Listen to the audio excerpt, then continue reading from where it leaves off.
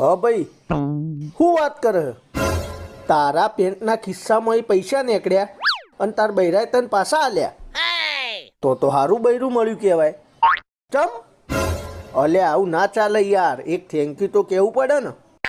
ઈમાનદારી જેવી વસ્તુ હ કે નહીં? નસીબવાળો તે આવું બૈરું મળ્યું તને યાર.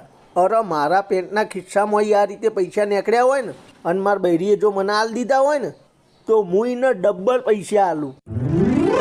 मन में लड्डू फूटा.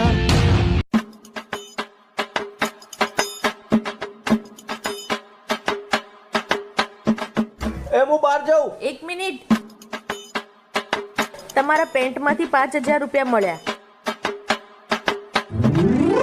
વાહ, તારી ઈમાનદારી. રિટર્નમાં ગિફ્ટ તો આપવી પડે ને.